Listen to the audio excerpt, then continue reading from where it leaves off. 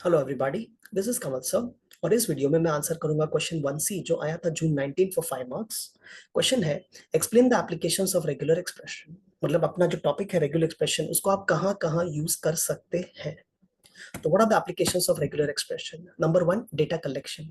To get the data from the real world which is unstructured data, we can use regular expression.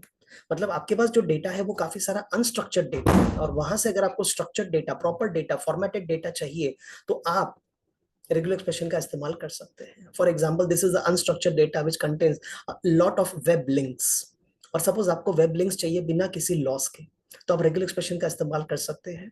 तो आपने कहा, अरे regular expression जरा find करके देना, वो सब जिसके अंदर एचरेफ है और एचरेफ के आगे कोई ना कोई लिंक आपके पास है।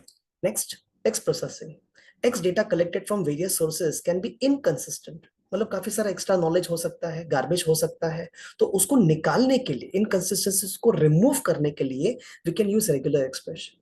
फॉर एग्जाम्पल, सेंटेंस में से न्यू लाइन स्पेसेस को निकाल दो, ईमेल्स को निकाल दो, कुछ अनवांटेड सिंबल्स निकाल दो, सिर्फ ए से लेके Z, upper case, lower case, 0 से 9 बचना चाहिए। Yes, and what we get is the clean data.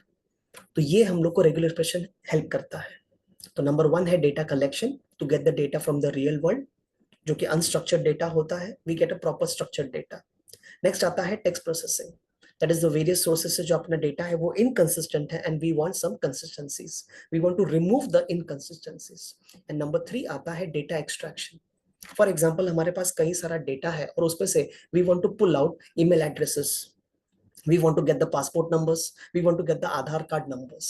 Email address में आपने देखा होगा एक पैटर्न होता है, और वो पैटर्न फाइंड करने के लिए रेगुलर एक्सप्रेशन अपनी मदद करता है। जैसे एट द रेट के पहले कुछ होना चाहिए, एट द रेट के बाद कुछ होना चाहिए, और डॉट के बाद भी कुछ ना कुछ तो होना चाहिए। अगर ये है मतलब वो पक्का एक ईमेल एड्रेस है, नहीं है तो मत दो मुझे।